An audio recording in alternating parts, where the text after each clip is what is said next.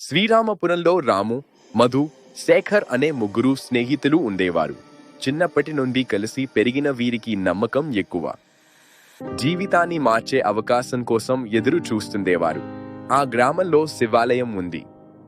అక్కడ అమ్మవారిని నంది కేసరి దేవి అని పిలుస్తారు.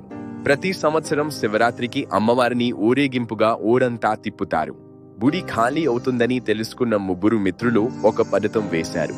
అమ్మవారి గర్భగుడిలో వజ్రం ఉంది. దానిని దొంగిలించాలని అనుకున్నారు. శివరాత్రి రాత్రి గుడి ఖాళీ అయింది. చీకటిలో గుడిలోకి ప్రవేశించి తాళాలు పగలగొట్టి గర్భగుడిలోకి వెళ్లారు. వజ్రాన్ని తీసుకుని నవ్వుకుంటూ బయటకు వచ్చారు. ఊరు నిద్రపోతుండగా వారు పారిపోయారు.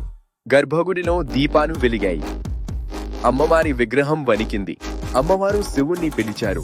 పరమేశ్వర, ఆలయంలో అవినీతి జరిగింది, రక్షించు. శివుడు స్పందించాడు. నది ఒడ్డున తపస్సు చేస్తున్న నందిని పిలిచాడు. నంది, నా గుడిని కాపాడు, వారిని అడ్డుకో.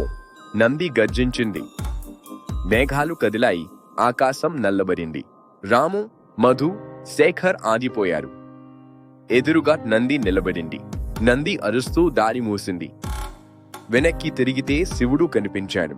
బుద్ధిని దుర్వినియోగం చేస్తే దైవశక్తులు సహించవు. నీతి గొప్పది. ముగ్గురు క్షమాపణలు చెప్పారు. శివుడు శాంతించాడు. తప్పు తెలుసుకోవడం మంచిదే. వజ్రాన్ని తిరిగి గుడిలో పెట్టండి. ముగ్గురు వజ్రాన్ని తిరిగి గర్భగుడిలో ఉంచారు. అమ్మవారు ప్రశాంతంగా ఉంది. ఈ కథ నీతి: దేవుణ్ణి మోసం చేయాలనుకోవడం అంటే మిమ్మల్ని మీరే మోసం చేసుకోవడమే.